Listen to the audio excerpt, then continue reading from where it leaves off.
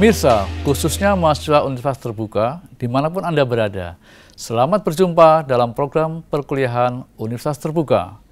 Dalam pertemuan kali ini, kita akan membahas mata kuliah Hukum Pidana Internasional dengan kode HKUM 4305, dengan topik Hakikat Dasar Berlakunya Hukum Pidana Internasional. Sebagaimana kita ketahui bahwa hukum pidana internasional itu sebagai disiplin ilmu baru yang merupakan perpaduan dari hukum pidana nasional dan hukum internasional. Kalau kita berbicara mengenai hakikat dasar berlakunya hukum pidana internasional, berarti kita berbicara mengenai mengapa atau bagaimana hukum tadi mengikat, termasuk hukum pidana internasional. Untuk menjawab pertanyaan hakikat dasar berlakunya hukum pidana internasional, paling tidak ada 4 alasan yang bisa digunakan untuk menelaah atau mengkaji terkait dengan hal tersebut. Yang pertama, yang perlu Saudara ketahui, ada kesamaan sumber hukum, pidana internasional dan hukum internasional. Jadi kalau kita berbicara mengenai sumber hukum, apa itu sumber hukum? Kita harus tahu dulu.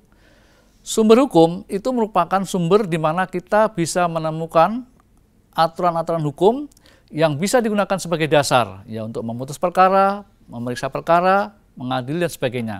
Jadi dalam konteks hukum pidana internasional. Jadi sumber hukum tadi adalah sumber dalam konteks untuk penegakan hukum, law enforcement. Nah, ketika kita berbicara sumber hukum, terutama sumber hukum internasional, maka kita akan mengacu kepada ketentuan pasal 38 ayat 1 Statuta Mahkamah Internasional. Nah, pasal 38 ayat 1 Statuta Mahkamah Internasional itu mengatur mengenai sumber hukum internasional, di mana sumber hukum ini menjadi dasar bagi hakim ya, untuk memeriksa, memutus, dan mengadili perkara yang diajukan kepadanya. Seorang hakim tidak boleh menolak suatu perkara dengan alasan tidak ada hukumnya. Dalam ilmu hukum dikenal sebagai asas res pending, asas penemuan hukum. Jadi hakim tadi harus mencari, menemukan dasar hukum yang akan digunakan ketika ada perkara yang diajukan kepadanya untuk diputus dan diperiksa. Oleh karena itu, tadi pasal 38 ayat 1 itu sebagai pedoman bagi hakim ketika ada perkara-perkara internasional, seorang hakim bisa menggunakan 4 dasar. Yang pertama, perjanjian internasional. Perjanjian internasional. Nah, perjanjian internasional tadi tentunya ada 2 macam. Perjanjian internasional yang bersifat bilateral dan perjanjian internasional yang bersifat multilateral. Sudah tahu apa yang dimaksud dengan hukum perjanjian kan? Atau apa yang dimaksud dengan perjanjian internasional? Perjanjian itu kan sebagai bentuk formal, ya, formal subjek hukum internasional yang mengadakan perjanjian tentang suatu masalah, suatu objek. Kemudian di situ di dalamnya memuat tentang hak dan kewajiban. Jadi paling tidak kalau kita bicara mengenai etimologi perjanjian, di situ ada kesepakatan, unsur kesepakatan yang dilakukan oleh para pihak, kemudian ada tujuan, ya, ada instrumen hukum yang mendasarinya, yaitu Konvensi Wina tahun 1969, konvensi yang mengatur tentang hukum perjanjian internasional. Nah, dari hukum perjanjian tadi sebagai dasar bagi hakim untuk memutus perkara, kan ada 2 macam, ada perjanjian bilateral dan multilateral. Kira-kira ada yang paham apa perbedaan bilateral dan multilateral? Di antaranya yang menjadi pembeda adalah 1, dilihat dari jumlah negara yang terlibat di dalamnya. Kalau perjanjian multilateral itu 2 negara. Tetapi kalau multilateral itu bisa lebih dari 2 negara. Misalnya, perjanjian ekstradisi Indonesia-Malaysia, perjanjian tapal batas Indonesia dan Papua Nugini. Itu sebagai bentuk perjanjian bilateral. Kenapa? Karena hanya 2 subjek hukum yang terlibat di dalamnya, yaitu dalam hal ini Indonesia dan Malaysia dan Indonesia dan Papua Nugini. Tetapi kalau perjanjian multilateral, pesertanya bisa lebih dari 2 negara. Misalnya kan Konvensi Hukum Laut 82, Konvensi tentang Terorisme, Konvensi tentang Narkotika Internasional. Nah, itu pesertanya lebih dari 2 negara. Ya. Kemudian yang perbedaan yang selain dari jumlah negara, perbedaannya terkait dengan substansi materi. Kalau perjanjian bilateral, itu materinya khusus 2 negara. Misalkan tadi ekstradisi, khusus ekstradisi Indonesia dan Malaysia. Itu hanya mengatur bagaimana kedua negara sepakat meminta dan menyerahkan pelaku kejahatan. Kemudian kalau yang perjanjian multilateral tadi bersifat umum. Misalkan Konvensi Hukum Laut 82, itu semua negara baik yang mempunyai laut atau tidak mempunyai laut, sama-sama mempunyai kepentingan terhadap bagaimana pengaturan di wilayah laut. Sehingga Konvensi Hukum Laut 82 itu menyepakati di wilayah laut ada zona laut teritorial, zona tambahan, ZEE, dan laut lepas. Bahkan di dalamnya juga nanti ada namanya innocent passage right, hak lintas damai. Artinya apa? Kepentingan-kepentingan umum di wilayah laut tadi di-cover dalam Konvensi Hukum Laut 82. Ya. Kemudian yang kedua, selain hukum perjanjian, hakim juga bisa menggunakan hukum kebiasaan internasional. Hukum kebiasaan internasional tadi adalah hukum yang tidak tertulis, tetapi dipraktekkan dalam kurun waktu yang lama, secara konsisten, secara ajak, terus-menerus, dan diakui sebagai hukum yang mengikat. Itulah esensial dari hukum kebiasaan internasional. Nah, di sini kalau dalam konteks hukum pidana internasional, kan saya katakan tadi sumber hukum, ada kesamaan sumber hukum, pidana internasional dan hukum internasional. Tadi yang menjadi sumber hukumnya adalah perjanjian. Nah, dalam konteks hukum pidana internasional kita bisa melihat konvensi-konvensi baik bilateral maupun multilateral. Konvensi bilateral misalkan terkait dengan ekstradisi. Itu bisa dijadikan dasar hakim ketika ada perkara-perkara yang diajukan kepadanya sebagai sumber hukum pidana internasional.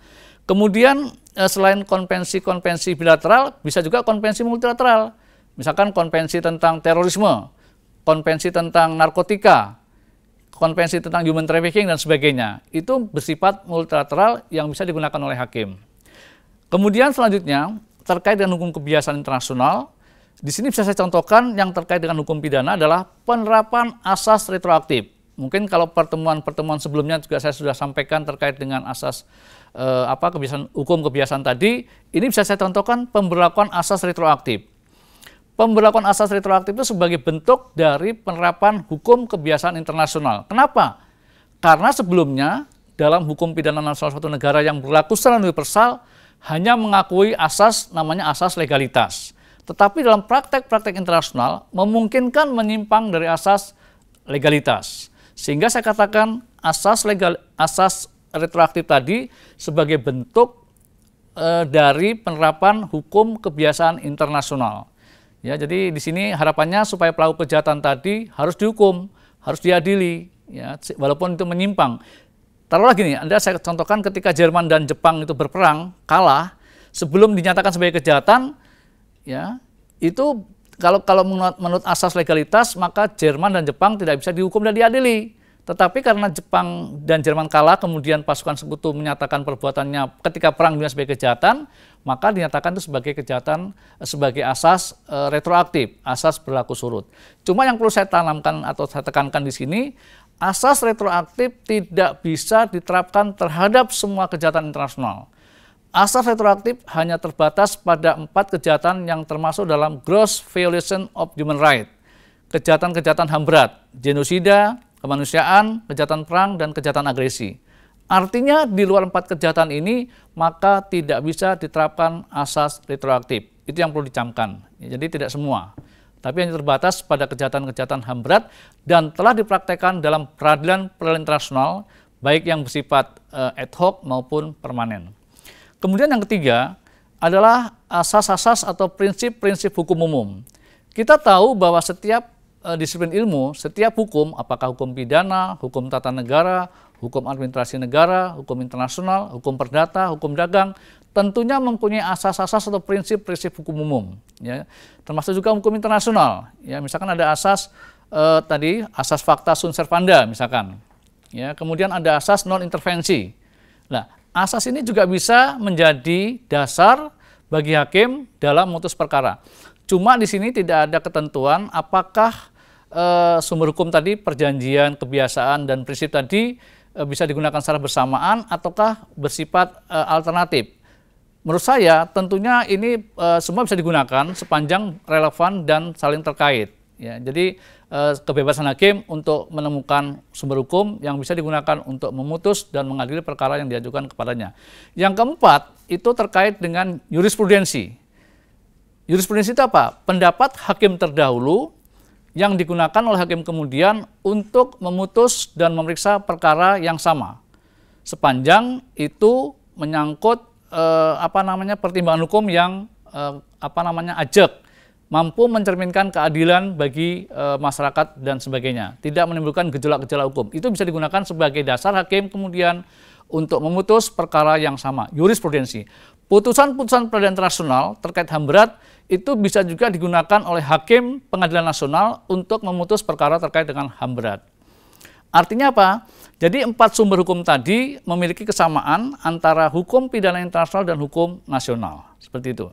Kemudian yang kedua, yang menjadi hakikat dasar berlakunya itu adalah ada kepentingan bersama dari seluruh masyarakat internasional untuk bekerja sama. Ya.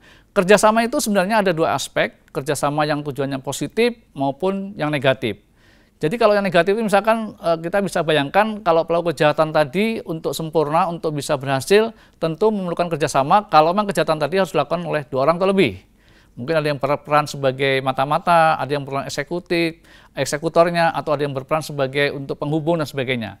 Perlu kerjasama, termasuk juga yang positif terutama, tapi yang penting adalah yang positif. Misalkan satu tim sepak bola, untuk bisa menang atau bermain dengan baik, maka perlu kerjasama dalam tim. Jadi kalau 11 orang tadi bisa bekerjasama dengan baik, tentu dia akan menguasai permainan dan akan menang. Tetapi kalau pemain tadi tidak ada kerjasama, di mana masing-masing egois, masing-masing dengan egonya untuk bisa mengunggulkan tanpa memperdulikan kerjasama, tentu akan kalah. Artinya jadi kerjasama ini berpenting.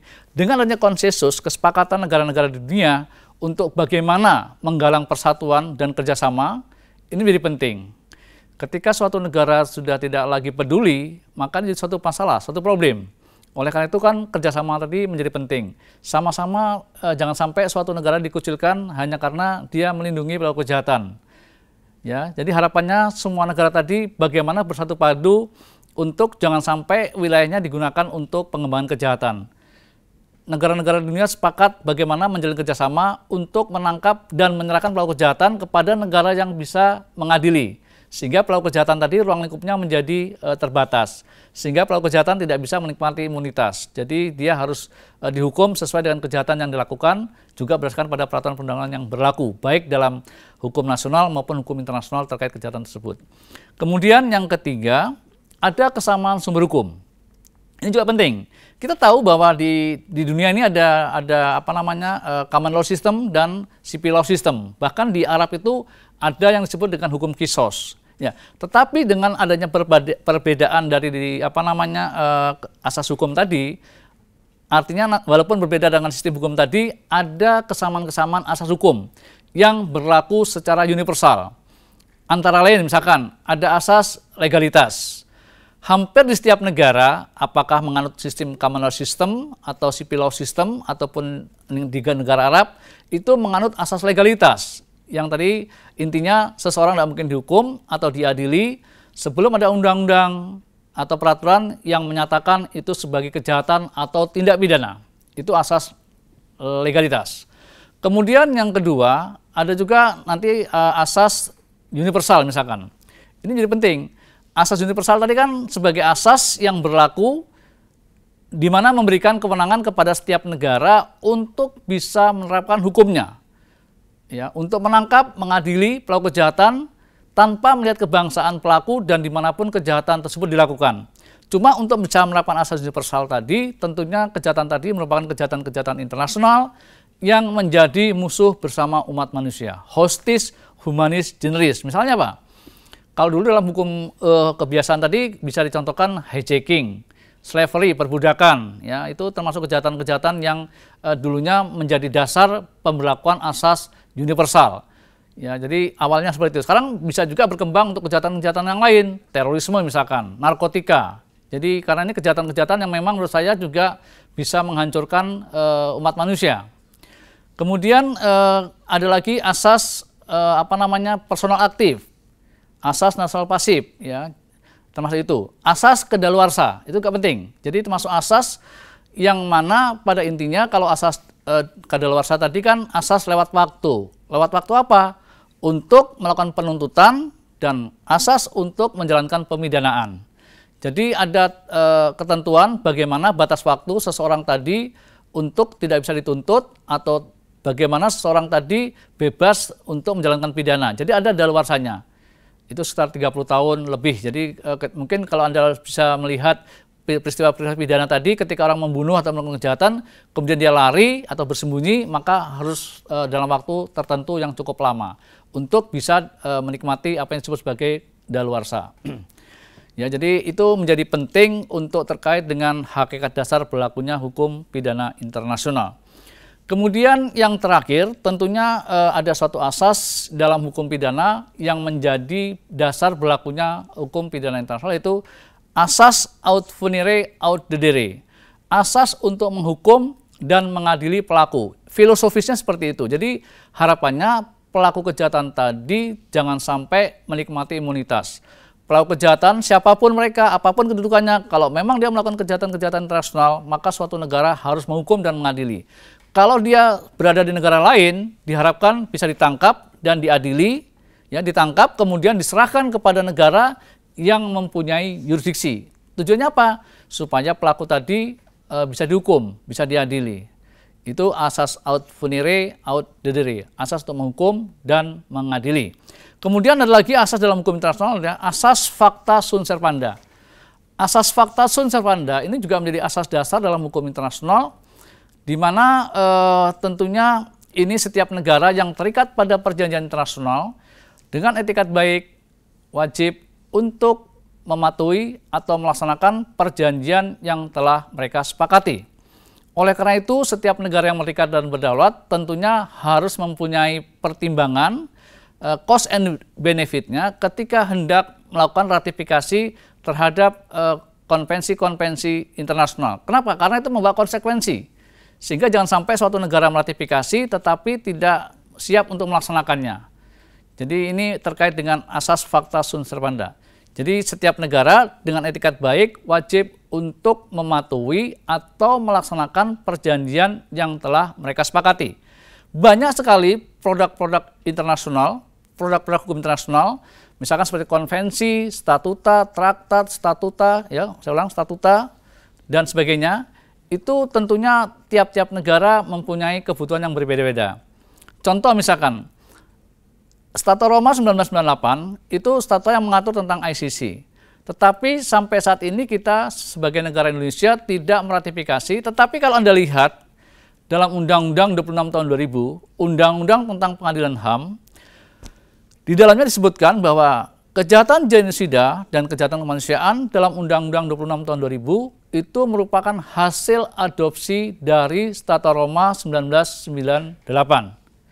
Jadi di sini kita tidak menyatakan secara tegas meratifikasi, tetapi mengadopsi. Bagi saya, mengadopsi tadi sebagai bentuk tindakan pengingkatan diri secara tidak langsung, secara diam-diam. Ini juga mempunyai implikasi hukum. Jadi sebenarnya kita mengakui karena kita mengadopsi, sehingga cuma kita secara formal, juridis formal saja belum melakukan tindakan ratifikasi atas Statuta Roma 1998. Jadi intinya bahwa 4 unsur ini menjadi penting untuk bagaimana bisa menjawab tentang hakikat dasar berlakunya hukum pidana internasional. Ya, jadi saya ulang lagi, satu yang terkait dengan ada kesamaan sumber hukum pidana internasional dan hukum internasional. Yang kedua, ada unsur kepentingan bersama. Selanjutnya ada kesamaan asas hukum, ya, dari berbagai sistem hukum. Dan yang terakhir adalah penerapan dari asas aut punire aut dedere dan penerapan asas facta sunt servanda dalam hukum internasional. Jadi itu menjadi penting untuk dipahami terkait dengan hakikat dasar berlakunya hukum pidana internasional. Dengan adanya hukum pidana internasional tadi diharapkan ini sebagai ketentuan-ketentuan tertulis yang terkait sebagai dasar untuk bisa diterapkannya pada kasus-kasus nyata terkait dengan kejahatan-kejahatan internasional maupun transnasional, ya, yang bisa digunakan oleh hakim. Sekali lagi, orientasinya adalah hakim, karena hakim adalah orang yang berwenang untuk memeriksa, ya, memutus dan mengadili perkara yang diajukan kepadanya. Utamanya adalah hakim dalam peradilan internasional, ya. Jadi bisa saja ICC, hybrid tribunal, ya, seperti di Sierra Leone, Kamboja, dan Timor Leste, itu yang terkait dengan hakim-hakim internasional ataupun hakim-hakim yang untuk perkara-perkara yang di mana subjeknya bukan individu tetapi negara yang disebut sebagai International Court of Justice. Ya, jadi ini subjeknya adalah negara terkait dengan permasalahan-permasalahan internasional. Pemirsa, khususnya Anda, mahasiswa Universitas Terbuka, dimanapun Anda berada, sampai di sini perjumpaan kita kali ini. Semoga materi tadi bermanfaat bagi Anda. Selamat belajar dan sukses selalu.